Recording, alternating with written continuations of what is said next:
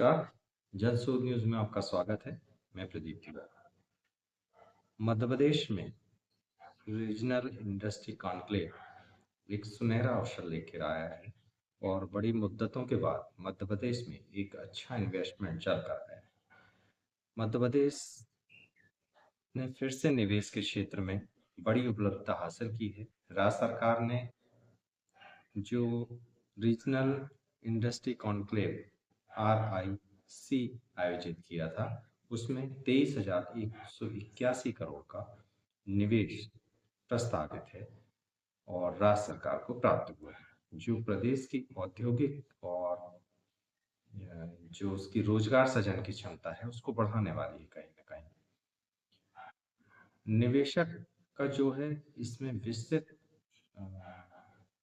परिदृश्य निकल कर आया है। इस वर्ष सागर में आयोजित रीजनल इंडस्ट्री कॉन्क्लेव में सरकार को भी बड़ी उपलब्धता मिली है। बड़ी कंपनी और MSME ने निवेश प्रस्ताव पेश किए, जिसमें लगभग 22,241 करोड़ के बड़े उद्योगों से प्रस्ताव आया है, जबकि 940 करोड़ के छोटे और मध्यम उद्योग यानी MSME से प्रस्ताव सरकार को मिले। मध्य प्रदेश के मुख्यमंत्री डॉक्टर मोहन यादव ने बताया कि निवेशक का जो प्रस्ताव है लगभग 27,375 नए रोजगार सृजन की दिशा में एक मील का पत्थर साबित होगा। उन्होंने बताया कि निवेशकों का लगभग 60% हिस्सा जो है सिर्फ बुंदेलखंड में और इसके आसपास के क्षेत्र में प्रस्तावित है। सागर जिले सहित आसपास के जिलों में बड़ी इकाइयां लगने वाली है, क्योंकि ये जो कॉन्क्लेव था ये सागर में ही था। सरकार ने 96 इकाइयों को भूमि आवंटन के लिए लेटर ऑफ इंटेंट दे चुका है और जिसके तहत 240 एकड़ भूमि पर कुल 5660 करोड़ का पूंजी निवेश प्रस्तावित है, जिसमें करीब 5,900 नए रोजगार सृजन होने की संभावना बताई जा रही है। जो MOU हुए हैं और जिस में अब काम आगे बढ़ने की दिशा में है, क्योंकि हम उसी MOU और उन्हीं करार को आगे बता रहे हैं, जिसमें कि अब काम होना सुनिश्चित हो गया है। तो ऐसे कुछ काम जो हैं, जो भविष्य की गर्त में है, अभी हम उन्हें नहीं ले रहे हैं, जो अभी तुरंत इम्प्लीमेंट होने वाले, उसमें पैसिफिक मेटल स्टील 3,200 करोड़ का निवेश है, जो निवारी जिले में होने वाला है।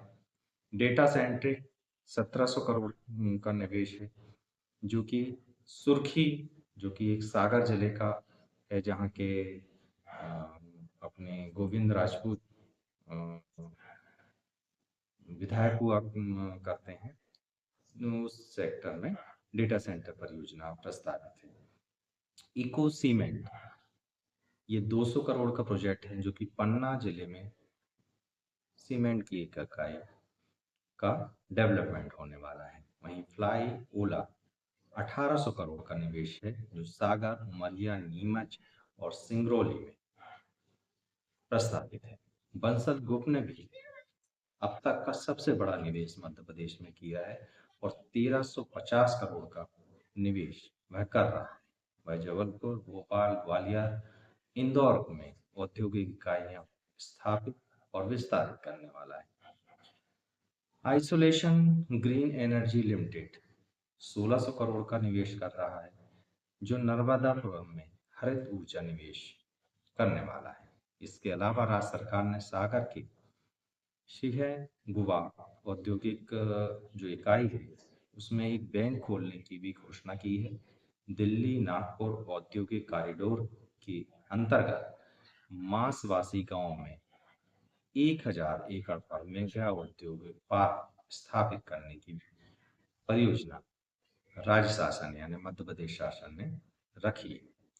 राज्य की औद्योगिक रणनीति का जो पूरा खाका निकल कर आ रहा है, उसमें राज्य सरकार के उच्च अधिकारियों ने बताया, जो हमने कांटेक्ट करने की कोशिश की और जो हमारे सूत्रों के माध्यम से जानकारी मिली, उन्होंने बताया कि रीजनल इंडस्ट्री कॉन्क्लेव का आयोजन एक सरकार की एक लॉन्ग टर्म स्ट्रेटेजी है इंडस्ट्रियलाइजेशन के लिए, मध्य प्रदेश को इंडस्ट्री के सेक्टर में आगे बढ़ाने के लिए। उसका जो उद्देश्य मेन है वो निवेशकों को सीधे राज्य से जोड़ना है, औद्योगिक बुनियादी ढांचे का विकास करना और युवाओं के लिए रोजगार सृजन की अवसर पैदा करना है।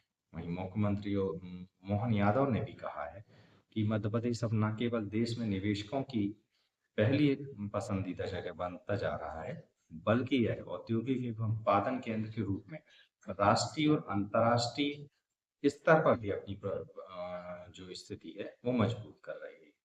राज्य सरकार द्वारा सिंगल विंडो सिस्टम, सरल निवेश प्रक्रिया और निवेश प्रोत्साहन पैकेज जैसी सुविधाएं दी जा रही हैं, जिससे निवेशकों को सुगम और आकर्षक माहौल मिल रहा है। भविष्य के लिए भी राज्य शासन और मध्य प्रदेश की डॉक्टर मोहन यादव सरकार ने एक खाका तैयार किया है। राज्य में अब रीजनल इंडस्ट्री कॉन्क्लेव की परंपरा को आगे बढ़ाया जाएगा। इसको सभी संभागों में आयोजित किया जाएगा ताकि राज्य के हर हिस्से में औद्योगिक विकास और निवेश को बढ़ावा मिल सके, वहाँ के स्थानीय रोजगार भी समृद्ध हो सकें और इसके अलावा वहाँ क्या अपॉर्चुनिटी है इसका भी खाका पेश हो सके। इसके अलावा ग्लोबल इन्वेस्टमेंट समिट तथा विश्व आर्थिक मंच यानी WEF जैसे वैश्विक मंचों पर मध्य प्रदेश के निवेश अवसरों को प्रस्तुत किया जाएगा। 2026 इसकी बुनियाद का साल होगा, जिस पर मध्य प्रदेश सरकार बहुत मेहनत करने वाली है। 23,181 करोड़ का निवेश मध्य प्रदेश के लिए केवल एक संख्या नहीं है, बल्कि मध्य प्रदेश के औद्योगिक परिदृश्य में एक नए अध्याय की शुरुआत है। यह कदम न केवल बुनियादी ढांचा और सृजन को बढ़ाने वाला है, वहीं देश की और मध्य प्रदेश की आर्थिक स्थिति बहुत ही सुदृढ़ करने वाला है। निश्चित रूप से डॉक्टर मोहन यादव शुरू से ही मध्य प्रदेश में इंडस्ट्रियलाइजेशन, औद्योगिकरण के लिए लगातार प्रयास कर रहे हैं। पहले उन्होंने डेयरी उद्योग के लिए गुजरात सरकार से बात की और उसको विकास की धारा में जोड़ा है और धीरे धीरे वह बढ़ रहा है। अब दूसरा कदम मध्य प्रदेश में इंडस्ट्रियलाइजेशन का है। अगर सरकार खुद के विषय में यानी doctor Mohan Yadav as a मुख्यमंत्री अपना विजन तो लेके चल ही, अगर वो अपने मातहत अधिकारियों को उतनी ही तरीके से साध लेते हैं और उन्हें स्फुरित कर लेते हैं काम करने के लिए इस दिशा में, तो निश्चित रूप से मध्य प्रदेश में अपॉर्चुनिटी की कमी नहीं है और मध्य प्रदेश राज्य का जो औद्योगिक विकास है बहुत तेजी से हो सकता है और मध्य प्रदेश पूरे भारत का औद्योगिक क्षेत्र का नंबर 1 का राज्य बन सकता है। मगर इसमें मेहनत सरकार को ही अपने स्तर पर करनी पड़ेगी, उन्हें ही अपनी लाल फीताशाही और अफसरों को साधना पड़ेगा, कसना पड़ेगा। क्या सरकार इसे कर पाएगी, इस पर होगी हमारी गहरी नजर, क्योंकि विकास परक पत्रकारिता और बेखौफ और बुलंद आवाज के लिए जनसुख जानना चाहता है। आप इस मुद्दे पर क्या सोचते हैं, हमें बताएंगे तो बेहतर लगेगा। बेखौफ पत्रकारिता और बुलंद आवाज को चुनना चाहते हैं तो लाइक और सब्सक्राइब करना ना भूलिए। देखते रहिए जनसुख। याद रखिए, सच को चिल्लाने की आवश्यकता नहीं होती और राष्ट्र सर्वोपरि है। नमस्कार।